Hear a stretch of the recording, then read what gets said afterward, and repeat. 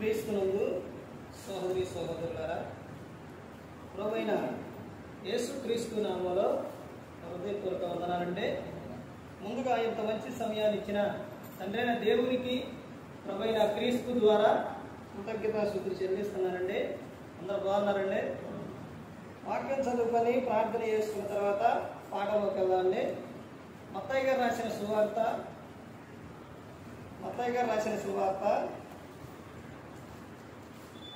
27వ అధ్యాయం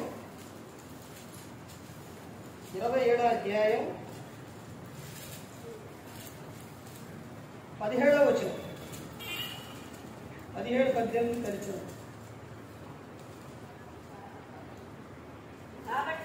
కాబట్టి జనులు కూడి వచ్చినప్పుడు పిలాతు నేనెవరిని విడుదల చేయవలనని మీరు కోరుచున్నారు? బరబ్బనా లేక క్రీస్తునబడిన యేసునా అని వారిని అడిగాను. అనగా వారు అసూయ చేత ఆయనను అప్పగించిరని అతడు ఎరిగి ఉండెను. ప్రార్థన చేసుకుని, పరలోకమందున్న మా తండ్రి, పరిశుద్ధ ప్రేమ గల తండ్రి, గొప్ప తండ్రి, యెహోవా తండ్రి, ఈ ప్రియకుమారుడు యేసుక్రీస్తు ప్రభువారి ద్వారా కృతజ్ఞతాస్తుతులు చెల్లిస్తున్నారు నాయన. ఆరాధన క్రమం అంతట్లో మీరు నడిపించండి నాయన. వాక్యం బోధించుండగా వినువారు తండ్రి మంచి హృదయం తిని వాక్యానుసారంగా నడిచే భాగ్యం దయచేయండి నాయన. వాక్యం బోధించుండగా ఈ లోక సంబంధమైన జ్ఞానంతో కాకుండా మీ జ్ఞానంతో మాట్లాడే భాగ్యం దయచేస్తారని మా ప్రభువైన యేసుక్రీస్తు నామమున వేడుకుంటున్నాం తండ్రి, ఆమేన్. ప్రభువైన యేసుక్రీస్తు నామములో హృదయపూర్వక వందనాలండి. దేవుని కుమారుడు యేసుక్రీస్తు ప్రభువు ఈ లోకానికి వచ్చిన తర్వాత పరలోక రాజ్యం సమీపిస్తుంది కనుక మారు మనసు పొందమని ప్రకటింప అంశం. పాఠం పేరు రాసుకోండి. నేడు మీరు కోరుకోండి. నేడు అంటే ఈరోజే మీరేం చేయాలి? కోరుకోవాలి. ఎవరిని కోరుకోవాలి, ఏం కోరుకోవాలనేది 7 విషయాలు మన గ్రంథంలో నుంచి చూస్తే కోరుకోనుడి అని చెబుతున్నాను. ఏం కోరుకోవాలి? మత్తయి గారు రాసిన సువార్త 27వ అధ్యాయం 17-18 వచనాల్లో, కాబట్టి జనులు కూడి వచ్చినప్పుడు పిలాతు నేను ఎవరిని విడుదల చేయవలనని మీరు కోరుచున్నారు? చూసారండి, అంటే పిలాతు అడుగుచున్నారు. అక్కడికి వచ్చిన జనులు అడుగుచున్నారు. పిలాతు ఏమని చెబుతుందంటే, మీరు కోరుచున్నారు అంటే ఎవరిని విడుదల చేయమని మీరు కోరుచున్నారు? మీకు ఎవరు కావాలి అని అడుగుతున్నారు. ఎవరు? పిలాతు అడుగుతున్నారు. అప్పుడు ఆ జనులు ఏం చేస్తున్నారనంటే, ఆయన అడుగుతుండవు. ఎవరిని? 2 వ్యక్తులను పెట్టి అక్కడ అడుగుతుండవు. ఎవరు? పిలాతు. అక్కడ 2 వ్యక్తులు ఉన్నారు. 2 ఉన్నారు. ఎవరు? బరబ్బా, క్రీస్తు. ఈ బరబ్బాను ఆయన చేసిన పనులకు చెరసాలలో వేశారు. తర్వాత క్రీస్తుని అక్కడికే తీసుకొచ్చారు. ఎక్కడికి? పిలాతు దగ్గరకి తీసుకొచ్చినప్పుడు 2 వ్యక్తులు ఉన్నప్పుడు అక్కడ ఉన్న విధానం ఏంటంటే, అక్కడ ఉన్న చట్టం ఏంటంటే, అక్కడ ఎవరినైనా కానీ ఒకరిని విడుదల చేస్తారు ఒక రోజు. ఆ విడుదల చేసే ఆ సందర్భంలోని అక్కడ పిలాతు అడుగుతాడు, ఎవరిని విడుదల చేశాను? ఎవరెవరినంట? బరబ్బానా, క్రీస్తునా? మీరే కోరుకోండి. నేను ఎవరినైతే చెప్తారో నేను వాడిని ఏం చేస్తా? విడిపిస్తాను. మీరే కోరుకోండి అని చెప్తాను. వాళ్ళు ఏం చేశారు? ప్రజలు అక్కడ ఏమని చెప్తున్నారు చూడండి. బరబ్బనా లేక క్రీస్తునబడిన యేసునని వారిని అడిగింది. ఎలాగనగా వారు అసూయ చేత ఆయనను అప్పగించిరని అతడు ఎరిగి ఉండెను. క్రీస్తుని ఎలా అప్పగించారంట? అసూయ చేత క్రీస్తుని అప్పగించి ఉన్నారని పిలాతు. అక్కడ పిలాతు అడుగుతుంది, మీరు ఎవరిని కోరుకుంటారు? బరబ్బనా, క్రీస్తునే? రోజున కూడా క్రైస్తవులు కోరుకుంటున్నారు. ఏం కోరుకుంటారండి?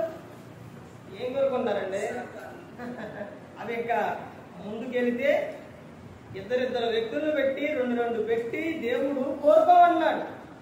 ఇదిగో నీకు ఏం కావాలి అది నీవు కోరుకోవాలని చెబుతున్నాను. నువ్వేదైతే కోరుకుంటావో నీకు అదే జరుగుతుంది. నువ్వు కోరుకోనని చెబుతున్నాను. దేవుడే మనిషికి ఏమిస్తుందో అవకాశాలు ఇస్తుందో. ఇప్పుడు పిలాతు ఇచ్చిందా లేదా? మీకు ఎవరు కావాలి కోరుకోమని చెప్పారు, మాకు ఎవరు కావాలని చెప్పారు ప్రజలు? బర్బానే అన్నప్పుడు క్రీస్తును సిలువకు అప్పగించి బర్బాను విడుదల చేశారు. తర్వాత ఇంకా ముందుకెళ్తే చూడండి, ఇంకా ఏం చెప్తున్నారు. ద్వితీయోపదేశ కాండం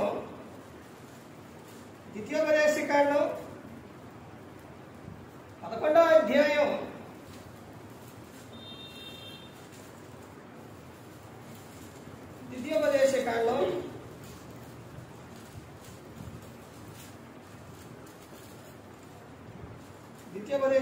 11వ అధ్యాయం 14వ వచనం చూడండి. 26 చూడుడి, నేడు నేను మీ ఎదుట దీవెనను శాపమును పెట్టుచున్నాను. ఏం పెడుతున్నారంట దేవుడు? రెండు పెడుతున్నా దేవుడు. ఏమేంటి? ఒకటి దీవెన, ఒకటి శాపం. ఏది కావాలో మీరే కోరుకోండి. అక్కడ తర్వాత ఏమని చెప్తున్నారు? నేడు నేను మీకు ఆజ్ఞాపించు మీ దేవుడైన యెహోవా ఆజ్ఞను మీరు వినిన యెడల దీవెనయు, మీరు మీ దేవుడైన యెహోవా ఆజ్ఞలను వినక నేడు నేను మీకు ఆజ్ఞాపించు మార్గమును విడిచి మీరెరుగని ఇతర దేవతలను అనుసరించిన యెడల శాపమును మీకు కలుగును అని చెప్తారు. దేవుని కంటే ఏదైనా ఎక్కువగా ప్రేమిస్తే అదే విగ్రహాలని. మొదటి స్థానం ఎవరికి ఇవ్వాలి అంటే దేవునికే ఇవ్వాలి. ఎందుకు దేవునికే ఇవ్వాలంటే మనలను కాపాడుతున్న ఆయన. ఎక్కడ నుంచి కాపాడుతున్నాడంటే కీర్తనలో 139వ కీర్తనలో ఉంటుంది కదా, తల్లి గర్భంగా పిండంగా ఏర్పడ్డ కాడి నుంచే ఆయన ఎరిగి ఉన్నారు. అంటే ఇంకా వెనక్కి వెళితే అపోస్తలుడైన పౌలు గారు ఎఫెసీయులకు రాసిన పత్రిక 1వ అధ్యాయం 4వ వచనంలో జగతికి పునాది వేయబడక మునిపే మనలను క్రీస్తులో ఏర్పరచుకున్నారు. ఎందుకు నేను క్రీస్తుని ప్రేమించాలి? ఎందుకు నేను దేవుని సేవించాలి, ఆరాధించాలి? ఎందుకు అని అంటే నిన్ను, నన్ను, మనందరినీ కూడా దేవుడు ఆయన ఏర్పరచుకొని తర్వాత ఈ లోకానికి పంపించారు.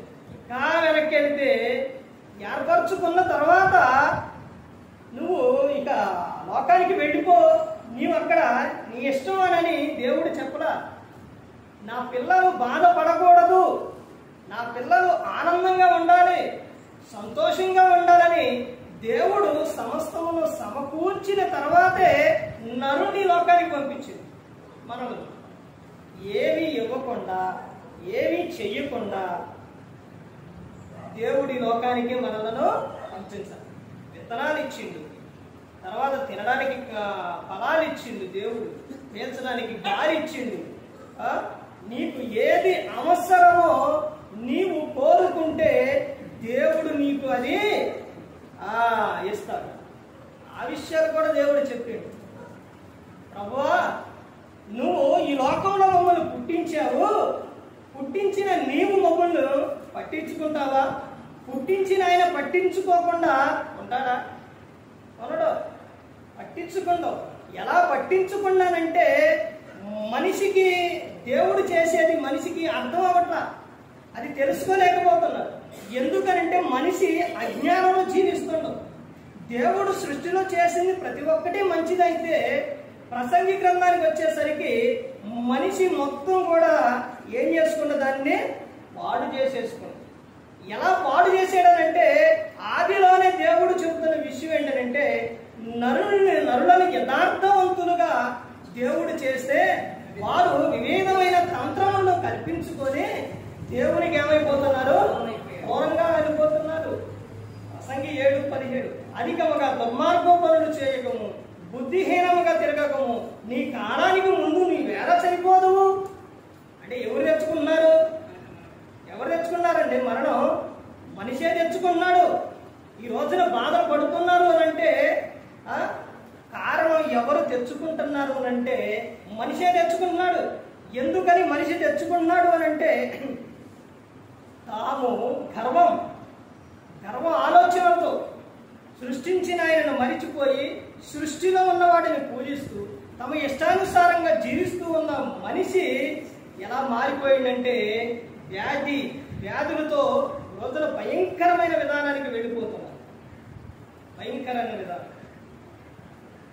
కానీ ఇదిగో ఇలా ప్రమాదం ఉంది అని దేవుడు హెచ్చరిస్తూ ఉన్నా, ఇదిగో మీకు ఏది కావాలో కోరుకోండి అని దేవుడు చెబుతూ ఉన్నా, సేవకుని ద్వారా మాట్లాడుతూ ఉన్నా మనిషి పట్టించుకోవాలి. ఈ రోజున సేవకుని మాట వినేవారు ఉన్నారా? దేవుడు గ్రంథంలో ముందే రాపించారు. ఆ సేవకుని గురించి ముందే రాపించారు. సేవకుడు కూడా దేవుని ఇదిగో ప్రభా నేను అక్కడికి వెళితే వారు వినరు ప్రభా, నేను చెబితే వినరు ప్రభా అన్నప్పుడు దేవుడు ఏం చెప్పిండంటే యేస్కేలు గ్రంథం నువ్వు వెళ్ళు అని ఎక్కడి నుంచి చెప్పిండు? మోషే గారి కానీ చెప్పిండు. దేవుడు ప్రవక్తలతో చెప్పిండు. అందరితో చెప్పుకుంటూ వస్తూనే ఉన్నారు. ఇదిగో సేవకుని మాట వింటే మీకు దీవెన, మీకు ఆశీర్వాదం. అంటే సేవకుడు చెబుతున్న విషయం ఏంటి? సేవకుడు చెబుతున్న విషయం ఏంటనండి దేవుని మాట అండి. మత్తయి సువార్త 10:20 శిష్యులతో చెబుతున్న విషయం. ఇదిగో ప్రభా నేను ఎలా మాట్లాడాలి ప్రభా, ఎలా చెప్పాలి ప్రభా అని శిష్యులు అడిగినప్పుడు ఇదిగో మీ తండ్రి ఆత్మ మీలో ఉండి మాట్లాడుచున్నారే గానీ మాట్లాడు వారు మీరు కాదు అని చెబుతారు. ఆ తర్వాత పరిశుద్ధాత్మ దేవుడు ప్రతి ఒక్కరితో కూడా మాట్లాడుతూ రోజున సేవకుని మాట వినేవారిగా లేదు. సేవకుడు ఏదైనా చెప్పిండంటే చేసేవారిగా లేదు. ఆ గ్రంథంలో చూడండి, ఆ విషయం చూసి పాఠంలోకి మనం వెళ్దాం. యెషయా గ్రంథం 50వ అధ్యాయం. యెషయా గ్రంథం 50వ అధ్యాయం 10వ వచనం చూడండి. మీలో యెహోవాకు భయపడి ఆయన సేవకుని మాట విలువాడెవడో? చూశారండి, యెహోవాకు ఏంటంట? మీలో యెహోవాకు భయపడి ఆయన సేవకుని మాట వినువాడెవడో? వినేవారు ఉన్నారా? సేవకుని మాట అంటే తండ్రి అయిన దేవునికి నువ్వు భయపడితే నువ్వెవరి మాట వింటావు? సేవకుని మాట వింటావు. నీకు దేవుడు అంటే భయం లేకపోతే నువ్వు సేవకుని మాట ఏం వింటావు? సేవకుడు చెప్పింది ఇంక నువ్వేం చేస్తావు? తర్వాత ఏమని చెప్తున్నారు? వెలుగు లేకయ్యే చీకటిలో నడుచువాడు యెహోవా నామమును ఆశ్రయించి తన దేవుని నమ్ముకొనవలెను. యెహోవాని ఏం చేయాలంట? నమ్ముకోవాలి. ఆయన ప్రతి ఒక్కటి కూడా మనకు ముందే చెబుతూ ఉన్నారు. మన ఎదుట ఏం పెట్టిండట? దీవెన పెట్టిండు, శాపం పెట్టిండు. ద్వితీయోపదేశకాండం ఎక్కువగా చివరి అధ్యాయాలకు వచ్చేసరికి ఇవే చూపిస్తారు. దేవుడు ఇవే చూపిస్తారండి.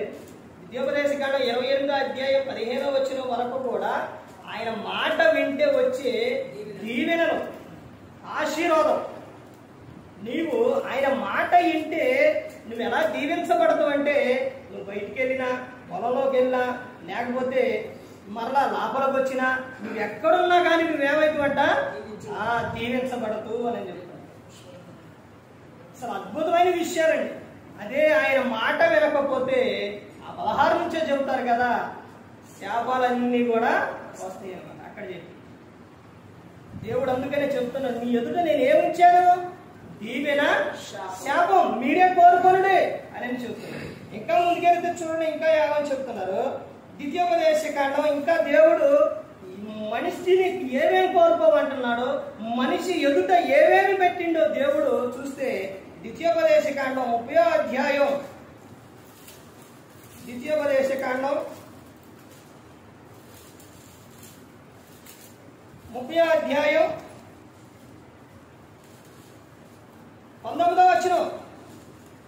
నేడు జీవమును, మరణమును, ఆశీర్వాదమును, శాపమును నేను నీ ఎదుటను ఉంచి భూమి ఆకాశములను నీ మీద సాక్షులుగా పిలుచుచున్నాను.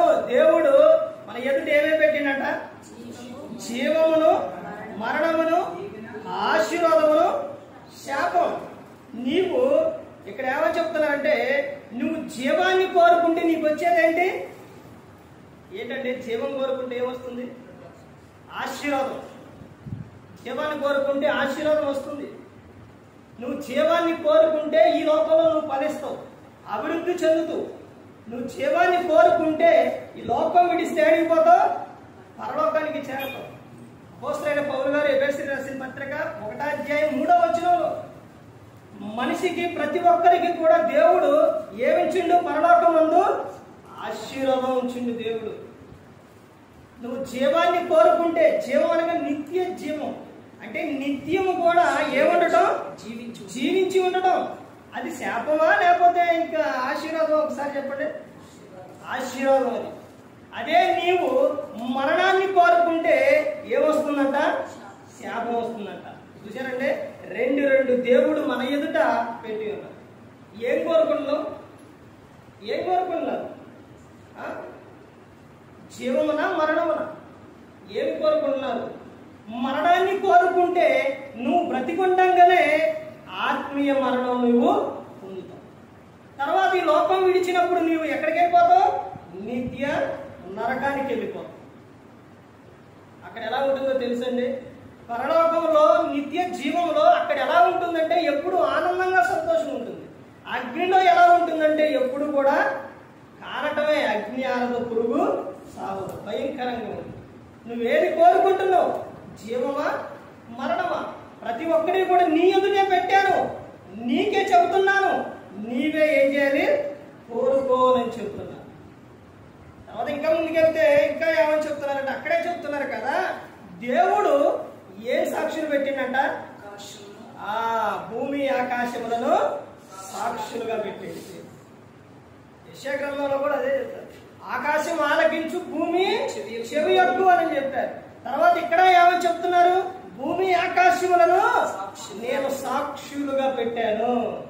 మన క్రియలు గాని, మన మాట గాని ప్రతి ఒక్కటి కూడా వ్యర్థమైపోదు. ఏదో మాట్లాడినోలే అయిపోయింది అనుకుంటే కాదు, ఏదో క్రియ చేసేదిలే అయిపోయింది అనుకుంటే పోదు. అర్థమైందండి?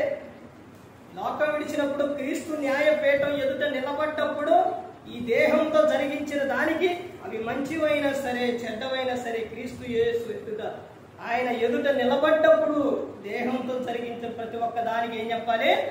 లెక్క చెప్పాలి. లెక్క చెప్పాలి ప్రతి ఒక్క దానికి కూడా. అందుకని ఇక్కడ చెబుతున్నారు కదా, నేను మీ ఎదుటే ఉంచాను, మీకేమి కావాలో కోరుకోండి. ఎప్పుడు కోరుకోవాలి? ప్రభువా నేను ఇక్కడి నుంచి వెళ్ళి లేకపోతే తర్వాత వెళ్ళి నేను కోరుకుంటాను ప్రభువా, నాకు కొంచెం సమయం కావాలి ప్రభువా అని అనుకుంటున్నారా? వెంటనే నేడే. ఎందుకనంటే నేడే, ఇప్పుడే యేసుక్రీస్తు ప్రభువారు వస్తే ఒకసారి ఆలోచించండి. ఇవే నీ మనసులో ఉండాలి. మీరు చెబుతున్నారు కానీ ఇప్పుడా అప్పుడా నోవాహుగా సమయాలు అట్టే అన్నారంట. ఒక పిల్లోడు అడిగిందంట, తాదేదో చెబుతుందంటే ఆ తాతకి ఏం పని లేదురా తాత, ఇప్పుడు కాదు నా చిన్నప్పటి నుంచి అప్పుడు నుంచి చెబుతూనే ఉన్నాను అన్నట. ఎప్పుడు? ఆయనప్పుడు, ఆయన కొడుకప్పుడు, తర్వాత ఆయన మనవడప్పుడు. అలాగే ఎప్పటి నుంచి చెబుతున్నారు అని అంటే, మీరు ఎప్పటి నుంచో చెబుతున్నారంటే మీకు ముందున్నోడు వాళ్ళందరూ చెబుతూనే ఉంటారు. ఎప్పుడు వచ్చిండు? అందుకని ఈ విషయమే పేతురు గారిని అడుగుతారు. పేతురు గారిని ఏమని అడుగుతారు? ఏరయ్యా వస్తారని చెబుతున్నారు కదా, పేతురు గారు రాసిన పత్రికలు వస్తారని చెబుతున్నారు కదా, ఎప్పుడు వస్తారు అంటే అప్పుడు పేతురు గారు చెబుతారు కదా, మాట ఇచ్చిన ఆయన నమ్మదగిన ఆయన ఆలస్యం చేసేవాడు కాదు, ఆయన వస్తారు అని చెప్పారు. అయితే ఆయన ఎందుకు ఆలస్యం చేస్తున్నారు అని అంటే, ఈ భూమి మీద ప్రతి ఒక్కరూ కూడా అందరూ అంతటా ఏం పొందాలని కోరుకుంటారంటే మారు మనసు పొందాలని కోరుకుంటారు. ఆ మారు మనసు పొందుటకు కూడా దేవుడు ఏం కలిగి ఉన్నాడు అని అంటే అందరి పట్ల దీర్ఘశాంతం కలిగి ఉన్నాడు. ఏం కలిగి ఉన్నాడండి? దీర్ఘశాంతం కలిగి ఉన్నాడు. నీ వైపు ఆయన చూస్తూ ఉన్నాడు. నువ్వు ఇకనే మారుతావు, ఇకనే మారుతావు, ఇకనే తెలుసుకుంటావు అని ఆయన ఏం చేస్తుండో ఓ దీర్ఘశాంతంతో చూస్తూ ఉన్నాడు. మనిషికి భూమి మీద రెండు విషయాలు మనసులో ఎప్పుడు ఉండాలి. ఏంటా రెండు విషయాలు? ఏంటంటే మనిషి బ్రతికున్నంత కాలం కూడా ఈ రెండు విషయాలు మనసులో పెట్టుకొని బ్రతకాలి. ఏంటి అని అంటే యేసుక్రీస్తు ప్రభువు ఎప్పుడు వస్తారో తెలియదు. నేను మారకపోతే, మారు మనసు పొందకపోతే, మనసు మార్చుకోకపోతే, ఆయన వస్తే ఏం జరుగుతుంది? వెళ్ళిపోవటమే. ఆయన వస్తే పరిస్థితి ఏంటి? తర్వాత రెండో విషయం, నేను ఈ లోకం విడిస్తే పరిస్థితి, నేను మారకుండా మరణిస్తే నా పరిస్థితి ఏంటి? అందరి పట్ల దేవుడు కలిగి ఉన్న విధానం ఏంటంటే ప్రతి ఒక్కరు కూడా మారాలి. ప్రతి ఒక్కరు కూడా ఎక్కడ పోవాలి? పరలోకం చేరాలని యేసుక్రీస్తు ప్రభువారు ఆయన చెబుతున్నది అదే, చెప్పమన్నది అదే. చెప్పుకుని శిష్యుల్ని ఇదిగో మీరు వెళుతూ ఈ విషయాన్ని చెప్పండి అని కూడా చెప్పారు. యోహాను గారు వీళ్ళందరూ ప్రతి ఒక్కరూ కూడా ఏం చెబుతున్నారంటే మారు మనసు గురించి. ప్రకటన గ్రంథంలోనికి వెళితే ఇదిగో నేను నీకు సమయం ఇస్తున్నాను, మారు మారు మారు మనసు పొందు అని చెబుతున్నాను. ఈరోజే నువ్వు మారాలి. ఈరోజే నువ్వు తెలుసుకోవాలి. ఇంత గొప్ప రక్షణను మనం నిర్లక్ష్యం చేయకూడదు. నిర్లక్ష్యం చేస్తే దేవుడు అవకాశం ఇచ్చినప్పుడు నువ్వు మారకపోతే, మార్పు చెందకపోతే, నువ్వు తెలుసుకోకపోతే ఆ తర్వాత నువ్వు ఈ లోకం విడిస్తే ఎలా ఉంటుందో తెలుసండి. ధనవంతుడికి ఎన్ని అవకాశాలండి. కళ్ళ దేవుడు చెప్పకుండా ఏది కూడా చేయడు. లాజరును అక్కడి నుంచి ఎన్నో పాఠాలు నేర్పినా కానీ ధనవంతుడు తెలుసుకోలేదు.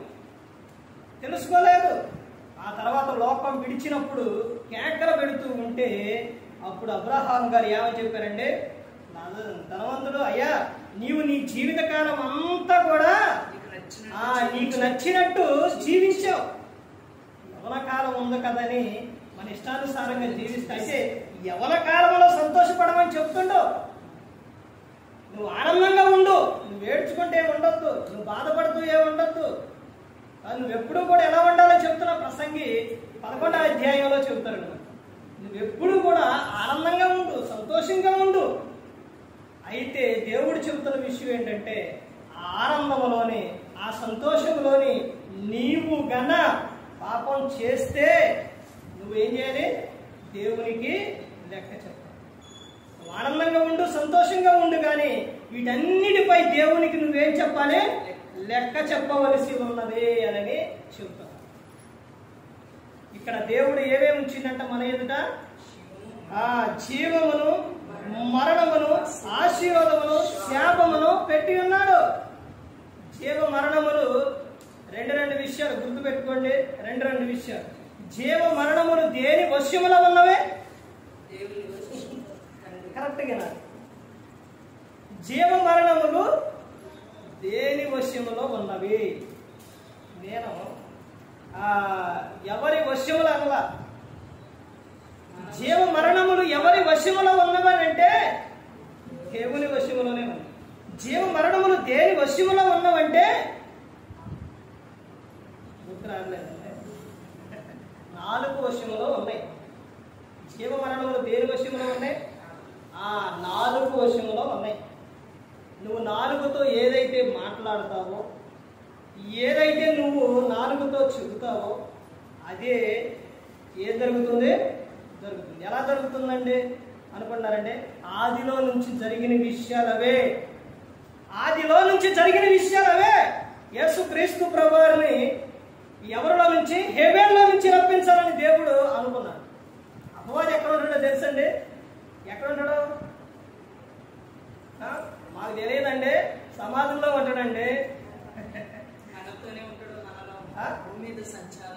అపవాది శ్మశానం, ఊరు బయట శ్మశానంలోనో అక్కడ కాదు ఉండేది, మనుషుల్లోనే ఉంటాడు. మనుషులు పక్కనే ఉంటాడు. నువ్వు ప్రార్థన అనగానే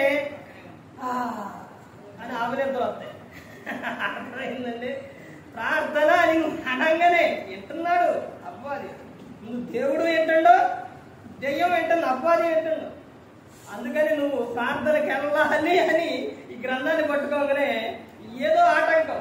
నువ్వు ప్రార్థనకి వెళ్ళాలి అని నువ్వు బయలుదేరగానే నీ భర్త ద్వారాలో ఏదో ఆటంకం. నువ్వు ప్రార్థనకి వెళ్ళాలి అనగానే నీ భార్య ద్వారాలో లేకపోతే నీ పిల్లల ద్వారాలో ఏదో ఒక అవసరం, ఏదో ఒకటే. అర్థమైందండి? అపవాది అప్పటికప్పుడే ఏం చేస్తారో అవన్నీ దేవుని పనులు అని అంటే అది చెడగొట్టడానికే చూస్తారు.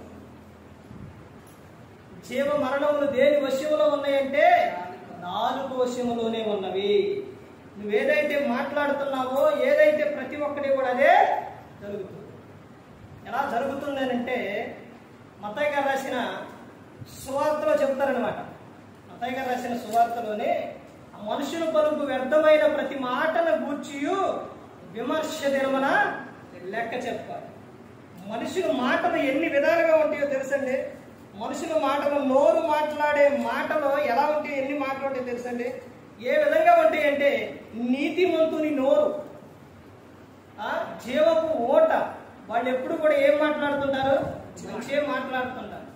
ఒక వ్యక్తిని మనిషి ఎప్పుడు కూడా ఏం చేయాలంటే దీవించాలి, ఆశీర్వదించాలి. నువ్వెప్పుడు బాగుండాలని నువ్వు ఎదుగుతున్న వ్యక్తిని నువ్వు కోరుకున్నప్పుడు అదే తిరిగి నీ మీదకి వస్తుంది. ఇక్కడ దేవుడు జీవ మరణములు ఎవరి ఎదురు పెట్టిందంట? మన ఎదుటే పెట్టిండు. నువ్వేది కోరుకుంటున్నావు నీవు పరీక్ష. తర్వాత ఇంకా ముందుకెళ్తే చూడండి, ఇంకా ఏమని చెప్తున్నారు. యెహోషువ 24వ అధ్యాయం, యెహోషువ 24వ అధ్యాయం 17వ వచనం చూడండి. యెహోవాను సేవించుట మీ దృష్టికి కీడని తోచిన ఎడల మీరు ఎవరిని సేవించెదరో నది అద్దరిని మీ పితరులు సేవించిన దేవతలను సేవించెదరో అమోరీయుల దేశంలో మీరు నివసించుచున్నారే వారి దేవతలను సేవించెదరో నేడు మీరు కోరుకొనుడి. ఏం కోరుకోవాలంట? ఇక్కడ చెబుతున్న విషయం తర్వాత కింద చూడండి. మీరు ఎవరిని సేవింపగోరినను నేనును నా ఇంటి వారిని యెహోవాను సేవించేదము అని యెహోషువ గారు చెబుతున్నారు. నేను నా ఇంటి వారు. ఎంతో మంది భక్తులు ఉన్నారు కానీ, గ్రంథంలో ఎంతో మంది ఉన్నారు కానీ ఈ ఒక్క విషయం ఎవరు చెప్పగలిగారు?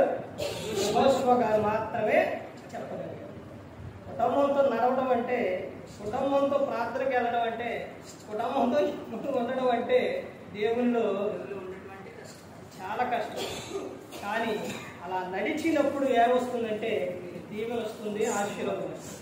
కీర్తన 128వ కీర్తన మొత్తం కూడా చదువుతుంది. యజమానుడు దేవుని యందు భయభక్తులు కలిగి ఉండే ఆశీర్వాదం ఏంటో అక్కడ. నేను నా ఇంటి వారు ఎవరిని సేవించదో యెహోవాను సేవించదము అని. తర్వాత ఇంకా ముందుకెళ్తే ఏమని చెప్తున్నారో చూడండి. ద్వితీయోపదేశకాండం 30వ అధ్యాయం, ద్వితీయోపదేశకాండం 30వ అధ్యాయం 15వ వచనం చూడండి. చూడుము, నేడు నేను జీవమును, మేలును, మరణమును, కీడును నీ ఎదుట ఉంచి ఉన్నాను. ఇక్కడ ఏమేమి ఉంచారంట? మేలు, ఇంకా ఏమి చెప్తున్నారంటే కీడు. ఇందాకేమో ఏం చెప్పిండు? దీవెన, శాపం. దానికి ముందు ఏం చెప్పిండంటే ఆశీర్వాదం. దీవెన, ఆశీర్వాదం, తర్వాత జీవం, ఆశీర్వాదం, తర్వాత మరణం, శాపం. ఇక్కడేం చెప్పిండు? కీడు. తర్వాత ఏమో చెప్తున్నారు? మేలు, కీడు. ఇవన్నీ కూడా ప్రతి ఒక్కటి కూడా మీ ఎదుటే ఉంచాను, మీరే ఏం చేయాలి? కోరుకునుడి అని చెప్తుంది. నువ్వు ఏది కోరుకుంటే అదే జరుగుతుంది. ఎలా జరుగుతుంది అని అంటే నీవు చదువుకునే సమయంలోని నువ్వు చదువుకోకుండా నువ్వు ఇష్టానుసారంగా తిరిగితే ఒక కాలం వచ్చేసరికి, అంటే నీ సమయం ఇంకా ముందుకెళ్ళేసరికి నువ్వు ముందు కోరుకున్నది ఏం కోరుకున్నావంటే స్వేచ్ఛను కోరుకున్నావు. తర్వాత స్వేచ్ఛను కోరుకుని నీవు స్కూల్కి వెళ్తే, కాలేజీకి వెళ్తే ఏమొస్తుంది? అక్కడ అన్ని బాధ, బాధలో, లేకపోతే వాడు చెప్పే వినాలి, ఇవన్నీ ఎందుకు, అవన్నీ అని నువ్వేం కోరుకున్నావు అంటే, ఈరోజు పిల్లలు ఏం కోరుకున్నారంటే ఇవే కోరుకున్నారు. అలా కోరుకోవడం వలన చదివే సమయంలో చదవకుండా, తర్వాత చదువుని నిర్లక్ష్యం చేసిన తర్వాత, ఆ తర్వాత కొంచెం యవ్వనం వచ్చేసరికి, ముందుకెళ్ళి వివాహం అయ్యేసరికి ఎన్ని బాధలు పడుతున్నారంటే చాలా బాధలు పడుతున్నారు. అంటే నీవు కోరుకున్నది ముందు ఏం కోరుకున్నావు? స్వేచ్ఛను కోరుకున్నావు. స్వేచ్ఛను కోరుకున్న నీవు తర్వాత ఏమవుతున్నావు? బాధపడుతున్నావు. అలాగే ఈ రోజున మందిరానికి వెళితే, దేవుని మందిరానికి వెళితే అక్కడ ఏడ కూర్చుంటామండి, ఏడేంటామండి, ఎన్ని ఎందుకని మనిషి ఏం కోరుకుంటున్నాడనంటే బయట స్వేచ్ఛను కోరుకుంటున్నాడు. దేవుని మందిరానికి వచ్చి దేవుని మాటలు వినడానికి నీకు బాధ కలుగుతుంది అంటే నువ్వు ఇంకా ముందున్న కాలంలో ఎంత బాధపడతావు ఒకసారి ఆలోచన. అందుకే నేను చెప్తున్నారు కదా, నువ్వు ఏది కోరుకుంటావో అదే జరుగుతుంది అని చెప్తున్నాను. ఇవన్నీ కూడా నీ ఎదుటే నేను పెట్టి ఉన్నాను. నీవు స్కూల్కి వెళ్ళి మాస్టర్ చెప్పిన మాటలు చక్కగా వాడు చెప్పిన మాటలు విని తల వంచుకొని నువ్వు చదువుకుంటే ఒక రోజు వచ్చేసరికి నువ్వు ఏమవుతుంది? తల ఎత్తుకొని తిరగగలవు. ఎందుకని? ఒకనాడు తల దించుకొని చదువుకున్నావు, ఇప్పుడు తల ఎత్తుకొని నీవు తిరుగుతావు. ఒకనాడు తల ఎత్తుకొని తిరిగావు, ఇప్పుడు తల దించుకొని నీవు తిరుగుతావు.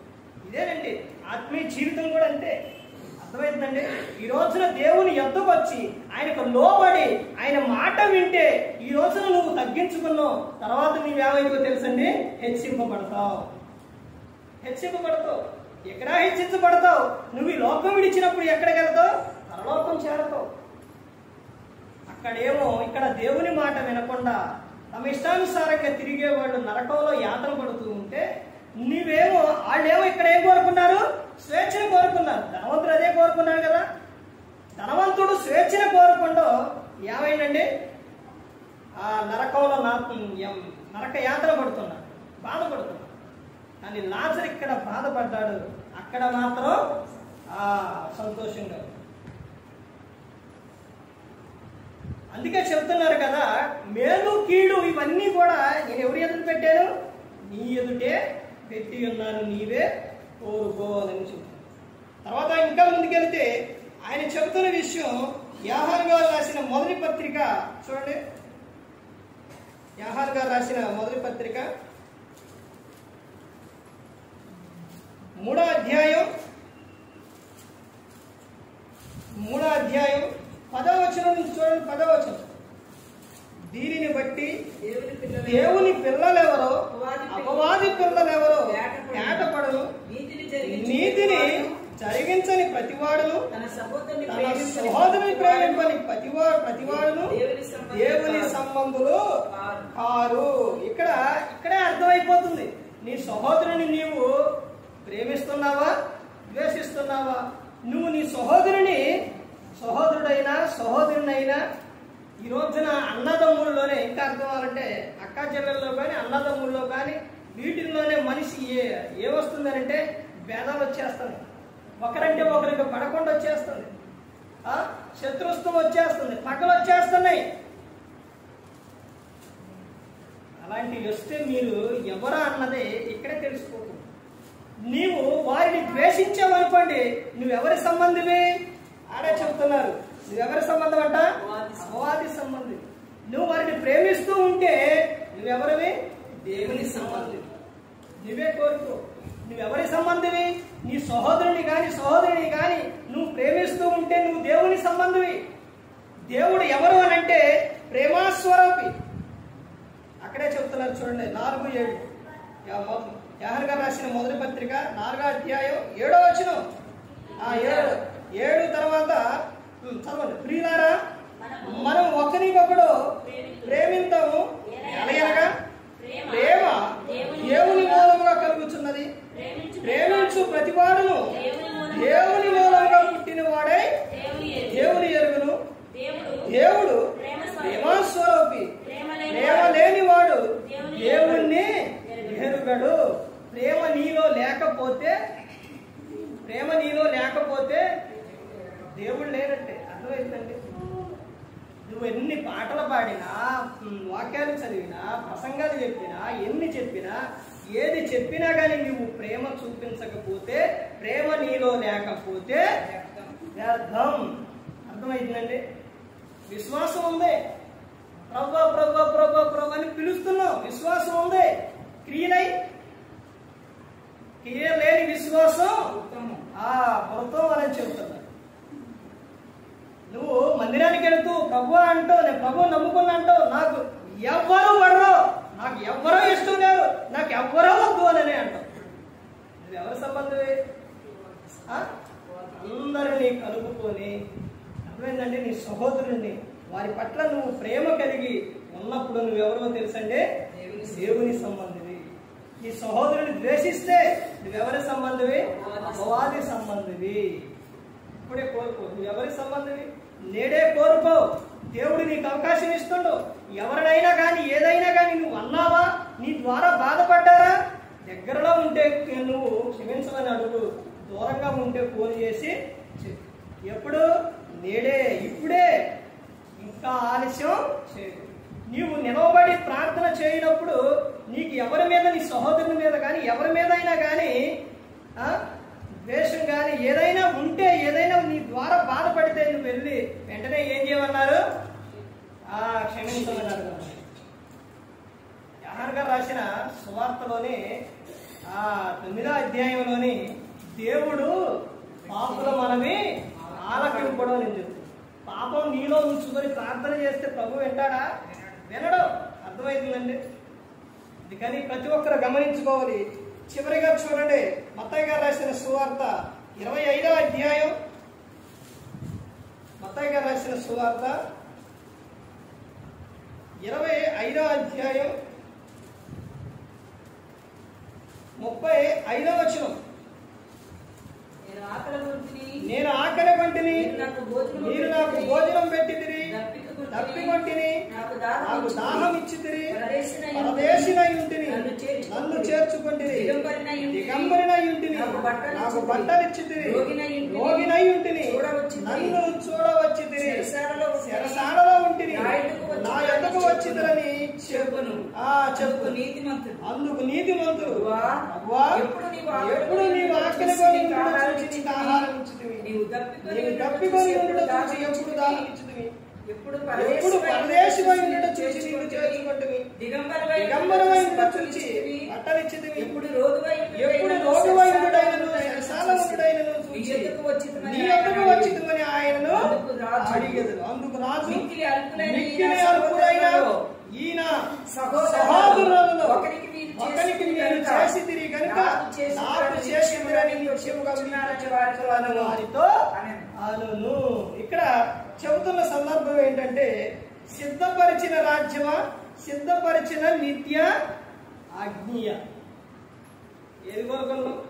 ఈ అధ్యాయంలో ఇక్కడ కనబడుతున్న విషయం ఎక్కడ నుంచి కనబడుతుందంటే 31 నుంచి కూడా చదువుకుంటూ 46 వరకు వెళితే అక్కడ సహాయం చేసిన వారు ఉన్నారు. ఎవరకు? ఆకలి కొనిన వారికి ఆహారం, దాహమైన వారికి దాహం, వస్త్రాలు లేని వారికి వస్త్రాలు, రోగి అయినప్పుడు చూడటానికి, చెరసాల్లో ఉన్నప్పుడు చూడటానికి వెళ్ళినప్పుడు ఇవన్నీ కూడా వాళ్ళు చేశారు. చేసినప్పుడు వాళ్ళని ఏ విధంగా పిలిచిందంటే, ఆశీర్వదింపబడిన వారులారా రండి అని చెప్పారు. ఇవన్నీ మీరు చేశారయ్యా, ఇవన్నీ ఎవరు చేశారంట? నాకు చేశారు. ఇవన్నీ ఎవరు చేశారు? నాకు చేశారు అని యేసుక్రీస్తు ప్రభువు చెబుతూ ఉంటే వాళ్ళు అన్నారు కదా, ఎప్పుడు ప్రభువా, ఎప్పుడు మేము ఎప్పుడు చేసాం ప్రభువా అని అన్నప్పుడు, ఈ నా సహోదరులు ఒక్కనికైనా మీరు చేసిన ఎడల ఎవరికి చేసినట్టు? నాకు చేసినట్టే. నాకు చేసినట్టే. దేవుడు ఏనండి? దేవుడు కనబడుతున్నాడా? దేవుడు ఎక్కడ ఉండండి? మీకు చాలా సందర్భాల్లో చెప్పి ఉంటాను. ఒక ప్రాంతంలోని వర్షం వచ్చింది. వర్షానికి ఒక వ్యక్తి కొట్టుకెళ్ళిపోతాడు. అతనికి ఒక డ్రమ్ము దొరికింది. దాని మీద నిలబడి దేవునికి ప్రార్థన చేసింది. ప్రభువా, వరదలో కొట్టుకుపోతున్నాను, నన్ను రక్షించు ప్రభువా, కాపాడు ప్రభు అని ప్రార్థన చేసింది. ప్రార్థన చేసినప్పుడు దేవుడు ప్రార్థన ఆలకిస్తాడు కండి. అప్పుడు ఆ వ్యక్తి ప్రార్థన ఆలకించి దేవుడు ఏం చేసిందంటే పైనుంచి హెలికాప్టర్ పంపించింది. వెళ్ళిపోయి వాళ్ళు దాని ఆయన రా మేము రక్షిస్తాం రావంటే కాదు కాదు దేవుడే రావాలి, దేవుడు నేను ప్రార్థన చేసిన ఆయనే వస్తారు, నేను రాను ఇప్పుడు అన్నా. తర్వాత ఇంకా వరద ప్రవాహం ఎక్కువైపోతూ ఉంటే మరలా ప్రార్థన చేస్తే పడ వేసుకొని వచ్చారు. వచ్చి రానాయన మేము తీసుకెళ్తాం రా కాపాడుతాం రావంటే కాదు కాదు రావాలి, దేవుడు ప్రార్థన చేసినా ఆయనే రావాలి, ఆయన వస్తున్నాడు, ఆయన వస్తారు అని అంటే వీళ్ళు వెళ్ళిపోయారు. వరద ప్రవాహం ఎక్కువైపోయింది, కొట్టుకోలిపోయింది, చనిపోయిన తర్వాత ఆడికి వెళ్ళిన తర్వాత అడుగుతాను, ప్రభా నేను ప్రార్థన చేసినప్పుడు నేను ఆపదలో ఉన్నప్పుడు నేను ప్రార్థన చేస్తే నన్ను కాపాడటానికి రాలేదు ప్రభు అని అన్నాడు. అప్పుడు దేవుడు అన్నట్ట, నేను వెళ్ళాడా నువ్వు ప్రార్థన చేసినప్పుడు మొదటిసారి ప్రార్థన చేసినప్పుడు ఎవరు వచ్చారు? హెలికాప్టర్ వచ్చిందంటే కాపాడటానికి నేనే వచ్చింది. తర్వాత మళ్ళీ ప్రార్థన చేసినప్పుడు పడవ వచ్చిందంటే నేనే వచ్చింది. నేను నిన్ను ఎప్పుడు కూడా విడవను ఎడబాయి, నేనే వచ్చాను, నిన్ను కాపాడడానికి వచ్చాను, నిన్ను రక్షించడానికి వచ్చాను, కానీ నువ్వు గుర్తించాలి, తెలుసుకోలేదు. నేనే రావాలి, నన్నే చూడాలి అంటే నన్నే చూడాలి అని అంటే అక్కడ చూడటం కుదరదు, ఇప్పుడు చూడటం కుదిరిద్ది, పాపం కుదిరిద్ది అదే నేను చెప్తున్నాను. అలాగే యేసుక్రీస్తు ప్రభువారు ఆయన శరీరధారి ఈ లోకానికి ఎందుకు వచ్చారు అంటే మనం శరీరం ధరించి ఈ లోకానికి వచ్చి ఉన్నాం కాబట్టి ఆయన అలాగా ఆయన వచ్చారు. యేసుక్రీస్తు ప్రభువారు ఈ లోకానికి వచ్చారు, మనందరి కోసం ప్రాణం పెట్టారు. ఆయన చెబుతున్న విషయం ఇదిగో నువ్వు ఎవరికైనా సహాయం చేస్తే అది ఎవరికి చేసినట్టు? నాకు చేసినట్టే అని చెప్తున్నాను. ఆ తర్వాత ఇంకా ఆ నుంచి ముందుకెళ్తే అక్కడ ఎవరికి ఎటువంటి సహాయం చేయని వారు ఉన్నారు. వారిని ఏమని పిలిచారంట? శపింపబడిన వారులారా అని పిలిచింది. అంటే వీరు ఎవరికి కూడా ఏం చేయరా? ఏ సహాయం చేయలేదు. దేవుడు నిన్నేమో నీ దగ్గర ఉన్న దాంట్లోనే చేయమంటున్నా కానీ అప్పులు తీసుకొచ్చు లేకపోతే బలవంతం చేయమన్నట్ల నీ దగ్గర ఉన్న దాంట్లోనే సహాయం చేయమని ఆయన చెప్తారు. ప్రతి ఒక్కరు గమనించుకోవాలి. నేడే మీరు కోరుకోండి. ఏమేం కోరుకోవాలో మనం కొన్ని విషయాలు గ్రంథంలో నుంచి చెప్పారు. పిలాతు దగ్గర ఇద్దరు ఉన్నప్పుడు ఎవరో యేసుక్రీస్తు ప్రభువారు బర్నబా ఉన్నప్పుడు ప్రజలు ఏం కోరుకున్నారండి? ఎవరిని కోరుకున్నారు? బర్బానే జీవమునిచ్చి ఆయన ప్రాణం పెట్టిన ఆయన, కాపాడుతున్న ఆయన, రక్షిస్తున్న ఆయన్నే కోరుకోరు. క్రీస్తుని సొంత రక్షకునికి అంగీకరిస్తే ఆయనను నీ హృదయంలోనికి నీ గృహంలోనికి ఆహ్వానిస్తే ఆయన వస్తే ఆనందం సంతోషంగా ఉంటుంది. నువ్వు బాధపడితే ఆయన బాధపడే ఆయన నీకు ఎప్పుడు కూడా ఆనందం సంతోషం ఇవ్వాలనే దేవుడు కోరుకున్నాడు.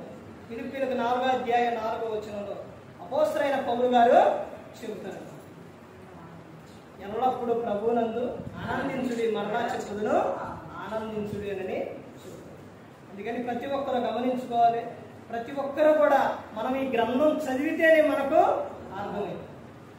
ప్రతి ఒక్కరు అలాగే దేవునికి చేసే విషయాల్లోనే, దేవునికి ఇచ్చే విషయాల్లోనే ప్రతి ఒక్కటి కూడా ఈ గ్రంథం చదివితే మీకు అర్థమవుతుంది.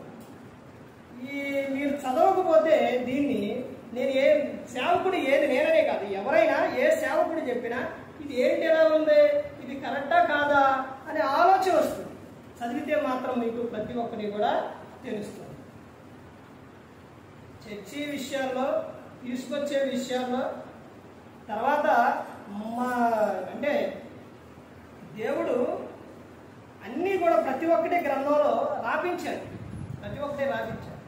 దేవునికి ఇష్టమైన ఎక్కువగా అంటే మరి 10 సంఖ్యల్లో 10 సంఖ్యలు ఇష్టం కాదా అని మాట్లాడుతున్నారు. ఆదికాండం నుంచి చదివితే అలా తెలుస్తుంది. దేవునికి ఇష్టమైన సంఖ్య ఏదో తెలుసండి? ఏంటది? 7. యేసుక్రీస్తు ప్రభువు శిలువలో పలికిన మాటలు 7. ముందుగా తండ్రి అయిన దేవుడు మొత్తాన్ని సృష్టిని చేసి 7వ రోజున విశ్రమించారు. ఆయనకి ఇష్టమైనది. యోహాను సువార్త ఎప్పుడైనా చదివారండి? ఎన్ని అధ్యాయాలు ఉంటాయి? ఎన్ని అధ్యాయాలండి యోహాను సువార్త? 21 అధ్యాయం. అంటే 3తో స్టార్ట్ అయ్యి 3 ఏళ్ళు 21 అధ్యాయం. ఇలా ప్రతి ఒక్కటి కూడా ఉంటుంది. ప్రతి ఒక్కటి కూడా గ్రంథంలో ఉంటుంది. అంకెల కానించి, రంగులు కానించి ప్రతి ఒక్కటి కూడా. క్రైస్తవులు క్రీస్తులోని మందిరం విషయంలో కానీ బయట కానీ ఎక్కడైనా కానీ ఎక్కువ వాడే రంగులు ఏదో తెలుసండి? ఏమండి మాకేం తెలుసు అనుకుంటారా? ఎక్కువ ఏయో తెలుసండి? 1 వైట్ అంటే తెలుపు. యేసుక్రీస్తు ప్రభువు ప్రార్థన చేసినప్పుడు ఆయన వస్త్రాలు ఎలా ఉన్నాయంట? తెల్లని వస్త్రాలు దగ్గ తెరిచిపోయాడు. ఏ చాకలి వాడు కూడా అంతా చల్లగా చలువ చేయలేడు అని. తర్వాత ఇంకొకటి ఏంటంటే ఎరుపు, క్రీస్తు రక్తమునకు గుర్తు. 3వది ఏంటనంటే నీలం అంటే బ్లూ కలర్. దేవుని సింహాసనం కలర్ నీలం. ఈ 3 కలర్లే ఎక్కువగా వాడుతూ ఉంటారు. అంటే మిగతాయి వాడరానంటే వాడినా కానీ ఇవే 3 ఎక్కువగా కనపడతాయి. నాడు చర్చి వీర్రాపురం చర్చిలోనే ఇవే కలరు 3 కలర్ ఎక్కువగా ఎక్కడైనా కనపడుతున్నాయి కూడా ఇవే కనపడుతూ ఉంటాయి. అలాగే మీకు ఇప్పుడు దాకా చెప్పలేదు కాబట్టి చర్చిలో తీసుకొచ్చే అయినా కానీ తెలుపు, ఎరుపు, బ్లూ 3 ఎక్కువ కనపడాలి. అవి నేను చెప్తున్న మాటలు కాదండి, గ్రంథం చెబుతున్న మాటలు. యెషయా గ్రంథం చూడండి ఒకసారి. యెషయా గ్రంథం 54వ అధ్యాయం. యెషయా గ్రంథం